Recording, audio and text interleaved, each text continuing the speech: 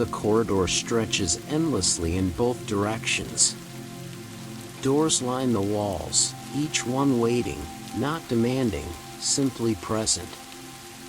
Some are familiar. Others you've never noticed before. Tonight, one door is different. Its surface carved with falling water, patterns that seem to move in the corner of your vision. It doesn't call to you. It simply waits. You approach. Your hand finds the carved wood, cool beneath your palm. The door opens by permission, not force. And you step through. The door is different from the others. Its surface is carved with patterns that move, or seem to move, depicting water in the moment of falling. Not waves or pools, but the descent itself. Thousands of tiny grooves trace vertical paths, each one slightly different, each one incomplete. The wood is dark, almost black, but catches light in unexpected places as though recently wet. You place your palm against it. The surface is cool. Not cold, but the temperature of shade in summer, of stones near water. The door doesn't open immediately. It waits. It asks without words if you're ready to enter a place where nothing is finished. You are. The door opens inward with a sound like distant thunder, not loud, but resonant. Something you feel in your chest more than here. Beyond the threshold, rain is falling. But falling strangely. You step through and the corridor closes softly behind you, and you stand at the edge of a garden suspended in perpetual descent.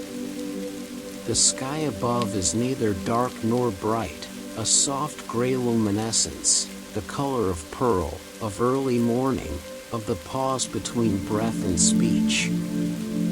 From this sky, rain falls. Except it doesn't fall. The drops hang in the air at different heights, thousands upon thousands of them, each one frozen mid-journey between cloud and earth. They don't move. They don't touch. They simply exist in the space they were meant to pass through, transformed from transition into destination. The garden itself spreads in all directions, paths of white stone winding between beds of plants you almost recognize. Flowers that might be roses but aren't quite. Grasses that shimmer silver and green. Trees with bark like paper and leaves that catch light without reflecting it. Everything is visible through the suspended rain, softened but not obscured. The light passes through the hanging drops and breaks into subtle colors, pale blues and lavenders and grays so soft they barely exist. Your shoulders lower without you deciding to let them. Your breath finds a slower rhythm. The air here is neither humid nor dry. It simply is, like the rain that hangs within it. You begin to walk. The paths lead you deeper into the garden, between the standing drops of rain. As you move, you notice that each drop is slightly different. Some are perfectly spherical. Others are elongated, caught in the moment of stretching toward earth. A few have begun to break apart but haven't completed the fracture, held forever in the instant before separation. You walk closer to one.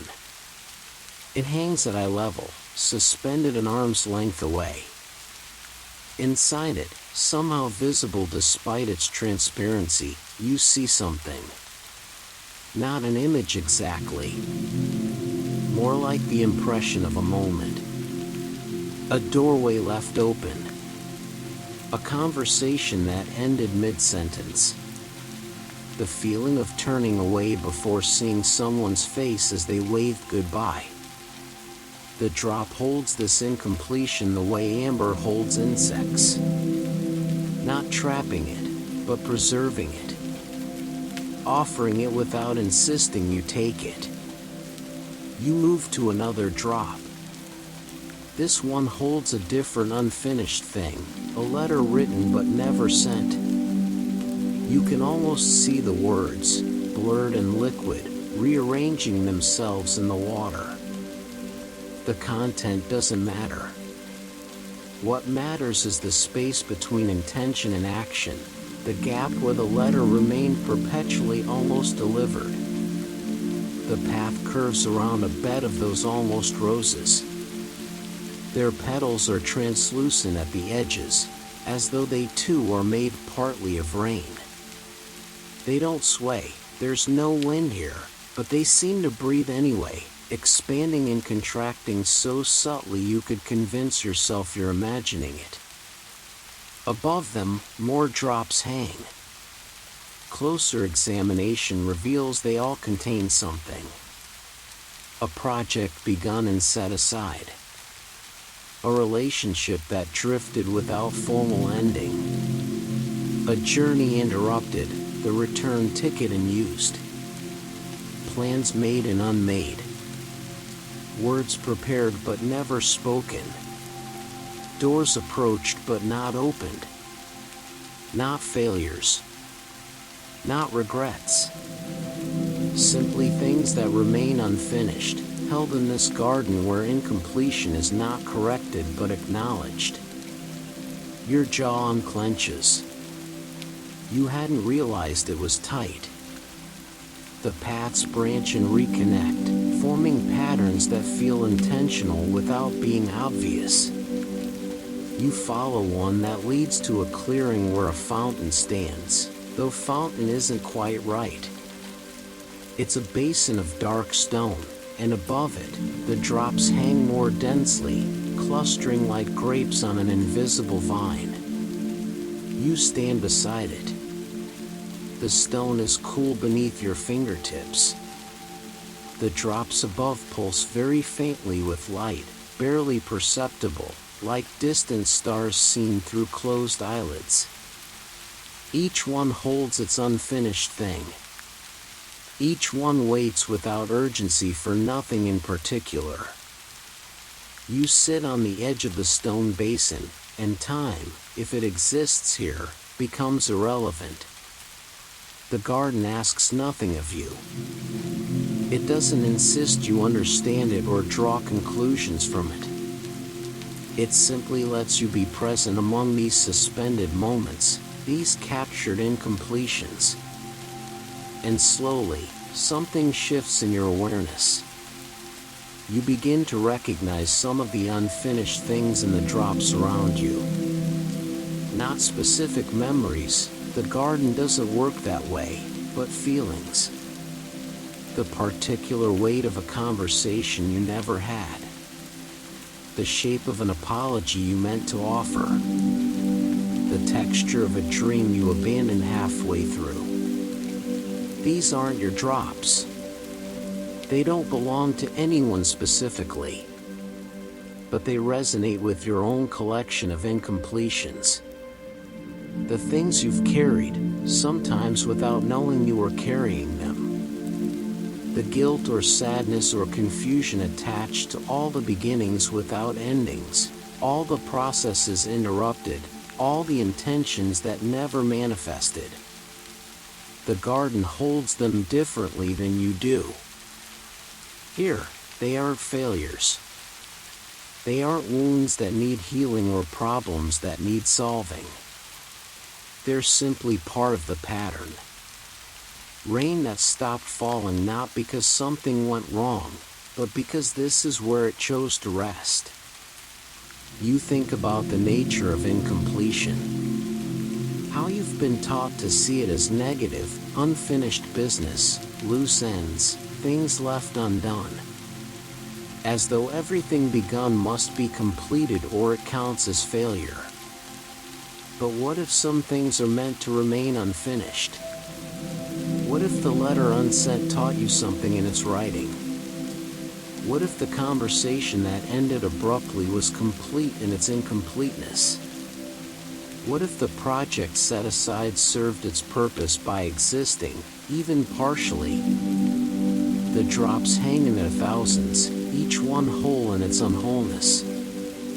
Your breath has become very slow, very deep.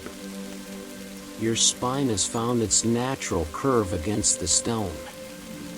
Your hands rest open in your lap, palms upward, fingers soft. A drop hangs directly in front of you, at the height of your heart. Inside it, you sense something achingly familiar, the shape of a goodbye you never got to say.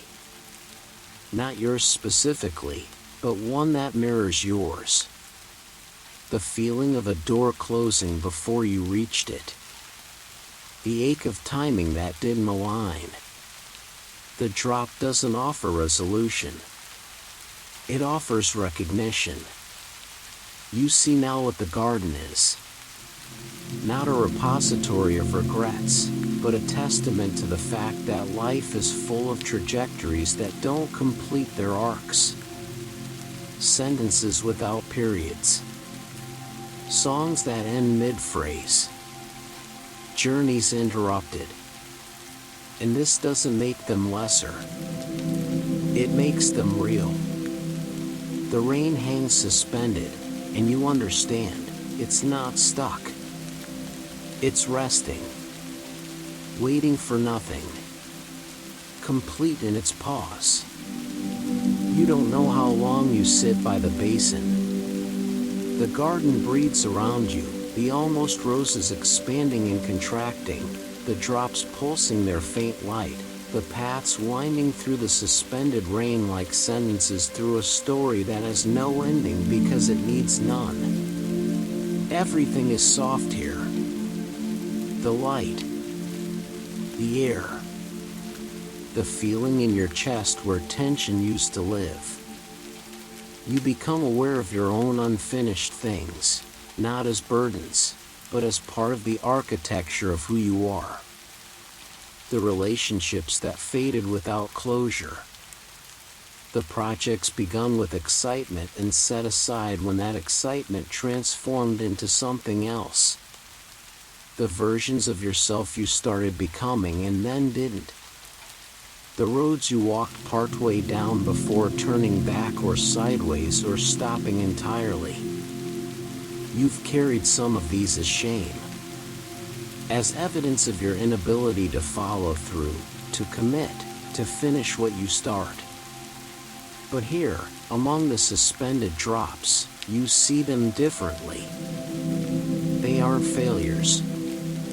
They're the natural result of being alive and responsive to change. Of being human enough to begin things with incomplete information, to change direction when new understanding arrives, to honor the feeling that says not this, not now, not anymore even when you can't fully articulate why. The garden holds all of this without judgment. The rain hangs in its perpetual falling, and there's no voice here insisting it should reach the ground. No pressure toward completion. Only the quiet acknowledgement that this suspension, this pause, this incompletion, is itself a valid state of being. Your shoulders feel weightless. Your jaw hangs loose. Your breath moves through you like water through water, no resistance, no effort, just flow finding its own rhythm. You close your eyes, and the garden remains visible somehow. The drops still hang. The paths still wind. The almost roses still breathe their slow breath. And you breathe with them. In this moment, you are not waiting for anything. You are not moving toward anything. You are simply here, in the pause, in the suspension, in the space between beginning and ending where most of life actually happens. complete in your incompleteness, finished with the need to finish. Eventually, you stand. The movement is gentle, without urgency. Your body has remembered something about softness, about allowing rest to happen without forcing it. The paths lead you back toward the door, or toward where a door should be. You walk through the suspended rain, between the drops that hold their unfinished moments with such patient grace. As you move, you notice something. Some of the drops you pass seem lighter now. Not because anything has changed about them, but because something has changed in how you see them. The weight you projected onto incompletion has lifted slightly. Not gone, transformation isn't that simple, but eased. You understand now that you'll carry your unfinished things back with you. The conversations you never had. The dreams you set aside. The goodbyes you didn't get to say. But you'll carry them differently. Not as failures, but as part of the honest record of a life lived responsively, changeably, humanly. The door appears ahead of you, or perhaps it was always there. Its carved surface shows the rain still falling, still captured in wood, still incomplete in its eternal descent. You place your hand on it. The wood is cool, waiting. Behind you, the garden continues. The drops hang in their thousands. The almost roses breathe. The paths wind through the gray luminous light. Nothing has been resolved because nothing needed resolution. The door opens. You step through, and the corridor receives you, and you are back where you began, except not quite. You carry something new now. A permission, perhaps. The understanding that not everything must be finished to have been valuable. That incompletion is not the opposite of wholeness but another form of it. Your footsteps make soft sounds against the corridor floor. Your breath moves easily. Somewhere behind you, a door closes with the sound of distant thunder. And somewhere in the space between your heartbeats, rain hangs suspended, patient and complete in its perpetual falling. You walk on, softer now, more accepting of the unfinished edges of your own story. The corridor stretches endlessly ahead. Doors wait on either side. Some you will open. Some you won't.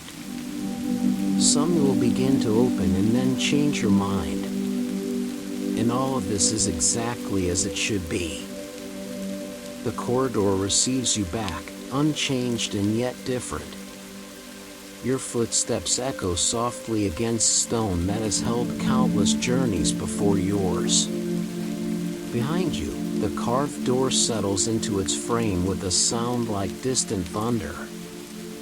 The garden remains beyond it, the rain still suspended, the paths still winding, the unfinished things still held with patient grace. You carry something new with you now. Not an answer, but a recognition. Not completion, but peace with incompletion. Other doors wait along the corridor, stretching endlessly in both directions.